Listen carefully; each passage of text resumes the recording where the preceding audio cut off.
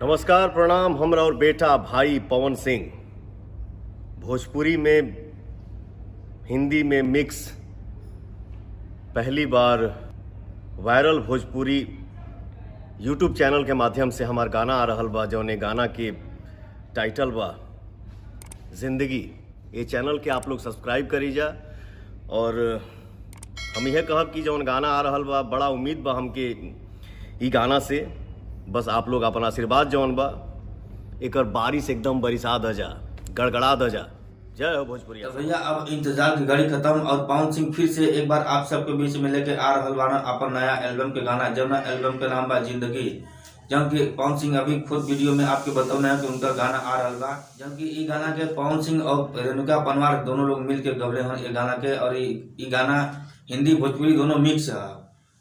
तो भैया 15 दिसंबर के आप तैयार रहो। और आपके एगो और बात बता दी कि ये गाना वायरल भोजपुरी यूट्यूब चैनल पर रिलीज हुई।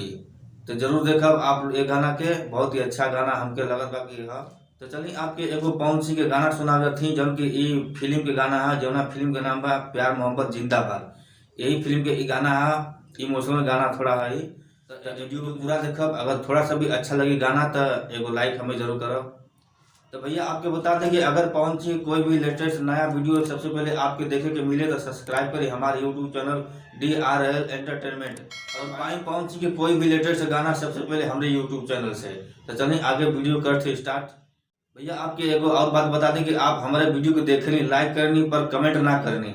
अगर आप हमें कमेंट करब तभी तो हमके पता चले कि हमारा गाना अच्छा बा या खराब बा। तो चलिए आपके गाना सुना जाते हैं। एक वीडियो में आप हमें कमेंट करके जरूर बताइए गाना कैसन है।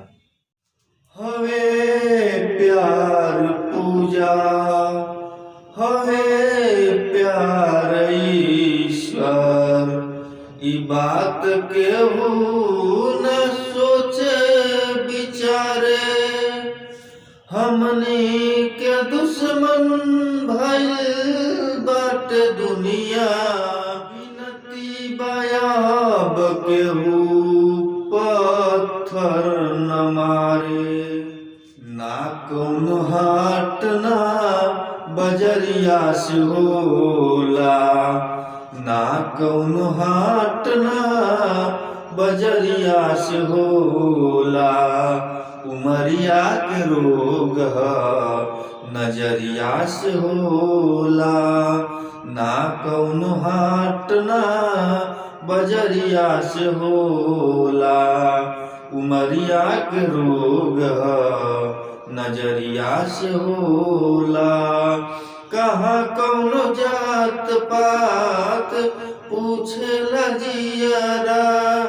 कहाँ कौनो जात पात पूछे लजियरा। सनहिया सिंगार संवरिया से होला। ना कौनो हाट ना बजरिया से होला। उमरिया के रोग नजरिया से होला। देहिया हमार हकदार बा सितम के। इनका के मत मारा जा मार द जा हमके। हो देहिया हमार हकदार बा सितम के। इनका के मत मारा जा मार द जा हमके। ई फैसला ना कटरिया से होला। ई फैसला ना कटरिया से होला।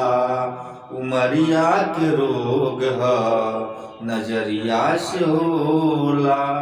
ना कौनो हाट ना बजरिया से होला। उमरिया के रोग नजरिया से होला। एक ओरिया खून बहे एक ओरिया लोर हो।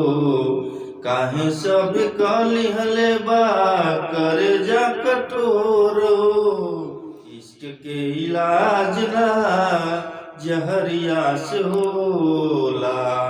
उमरिया के रोग नजरिया से हो। आज खातिर बस इतना ही। फिर अगले दिन कोई नया वीडियो लेके आए। तब तक खातिर नमस्कार। जय हिंद, जय भोजपुरिया समाज।